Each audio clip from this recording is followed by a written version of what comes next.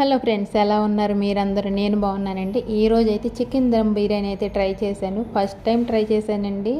నేను ఎప్పటి నుంచో ఈ విధంగా దమ్ వేసి బిర్యానీ చేద్దామని అనుకుంటున్నాను, కానీ చేయలేకపోతున్నాను. ఎందుకంటే పాడైపోతే ఎవరైనా తినరా అని చెప్పి భయంతో ట్రై చేయలేదు. కానీ ఈరోజు అయితే తెగించి ఎలా ఉన్నా సరే తినేస్తారులే అన్న ధైర్యంతో తెగించి ట్రై చేశాను. చికెన్ దమ్ బిర్యానీ 1 కిలో చికెన్కి కిలో రైస్ అయితే వేసి చేశాను అనమాట. చికెన్ని శుభ్రంగా కడిగేసి అందులోనే అల్లం వెల్లుల్లిపాయ పేస్టు, తరిగి పెట్టుకున్న ఉల్లిపాయ, పచ్చిమిరపకాయ, కొత్తిమీర, టమాటా, పుదీనా ఇవన్నీ వేసేసాను. అందులో కొంచెం ఆ కూరకి సరిపడా కారం, గరం మసాలా వేసి, పెరుగు ఇవన్నీ వేసి ముక్కలకి మసాలా బాగా పట్టేలా కలిపేసానండి. ఇంకా నేను ఫ్రిడ్జ్లో ఏమీ పెట్టలేదు, డైరెక్ట్గా కలిపేసి వెంటనే వండేసా. వండినంతసేపు నాకు భయం వేస్తూనే ఉంది, వస్తుందా, తినగలమా, పాడైపోద్దా. ఎందుకంటే ఎప్పుడు వండలా, చూడటం తప్ప. చాలా వీడియోలు చూశాను చేద్దామంటే, మళ్ళీ పాడైపోతే కూర పాడైపోద్ది, బియ్యం పాడైపోతే ఎందుకులే అని చెప్పి ఎప్పుడు ట్రై చేయాల. ఇక ఈసారి ఇలా కాదు, తెగించి ట్రై చేద్దాము. వస్తే వచ్చింది, పోతే పోయింది. వచ్చింది అనుకో రెండోసారి కంటిన్యూ చేద్దాం, పోతే వదిలేద్దాం అన్న ఇతోటైతే ట్రై చేశాను.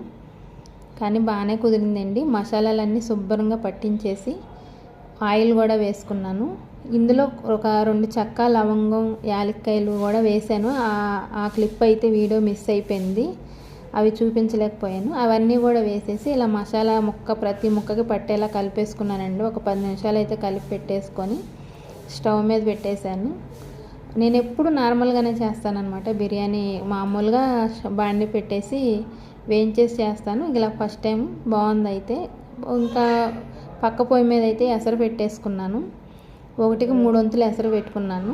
అందులో ఇలా యాలక్కాయలు, లవంగాలు, మనం బిర్యానీకి వేసుకునే మసాలాల స్పైసెస్ అన్నీ కూడా వేసుకున్నాను. చెక్క, బిర్యానీ ఆకు, షాజీరా, జాపత్రి, అనాస్ పువ్వు అన్నీ వేసుకొని అందులోనే పుదీనా, కొత్తిమీర కూడా వేసానండి. ఈ ఎసరు పక్కన స్టవ్ మీద పెట్టాను. అటు పక్క స్టవ్ మీద కూర పెట్టాను. చాలామంది అయితే ఇలా మసాలా కలిపిన కూర మీదే వండిన రైస్ని వేసేసి స్టవ్ మీద పెట్టేస్తున్నారు. మళ్ళీ పచ్చివాసన వస్తుందేమో అని చెప్పి నేను ఒక 10 నిమిషాలైనా ఉడికిద్దామని చిన్న మంట మీద మగ్గించుకోవచ్చని పక్క స్టవ్ మీద మూత పెట్టేసి కొంచెం ఉడికితే పచ్చివాసన పోతుంది కదా అని ఇలా ఉడికించానండి. ఈలోపు ఆ ఎసర మరుగుద్ది, ఇది మనకు కొంచెం పచ్చివాసన కూడా పోతుందని ఈ స్టవ్ పైన చికెన్ అయితే పెట్టేశాను. అది ఉడికేలోపు నాకు ఎసరు అయితే మరుగుతుంది. దీన్ని పెద్ద స్టవ్ మీదకి మార్చేసుకొని అందులోనే ఉప్పు వేసాను. ఉప్పు ఎప్పుడు కూడా బిర్యానీకి, మనం ఏ బిర్యానీ చేసినా ఉప్పు ఎక్కువగా ఉండాలి, అప్పుడు మనకు బిర్యానీకి సరిగ్గా సరిపోతుంది. ఇక ఇలా ఎసరు మరిగిన టైంలో నానపెట్టుకున్న బాస్మతి రైస్ అయితే వేసేసుకొని ఒక 50% ఉడకాలండి రైస్. నేను వీడియోలో చూపిస్తాను చూడండి. బియ్యం గింజ పట్టుకుంటే ఇరగాలి. కరెక్ట్గా వచ్చింది మెజర్మెంట్ కూడా నాకు.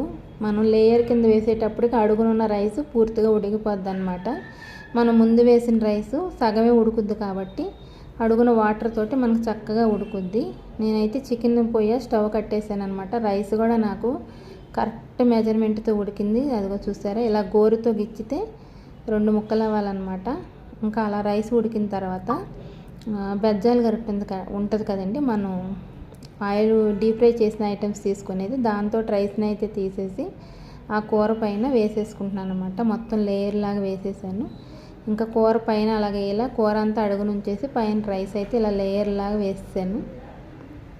లాస్ట్ వరకు కూడా లాస్ట్లో కొంచెం ఉడికిపోయింది. ఒక 90% లాస్ట్కి వచ్చేసరికి రైస్ ఉడికిపోయింది.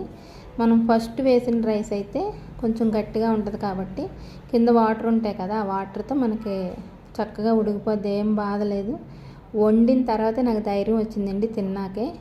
ఇలా పైన కొంచెం పుదీనా, కొత్తిమీర, కొంచెం నెయ్యి వేసుకొని, మీ దగ్గర కలర్ ఉంటే అది కుంకుమ పువ్వు వాటర్ వేసుకుంటారు కదా, అవి కూడా వేసుకోవచ్చు. నేనైతే సింపుల్గా ఇలాగ నెయ్యి వేసేసి పుదీనా, కొత్తిమీర జల్లి దానిపైన బరువుగా రోల్ అయితే పెట్టేసి ఒక 10 నిమిషాలు మీడియం ఫ్లేమ్ మీద ఉడికించి తీసాను.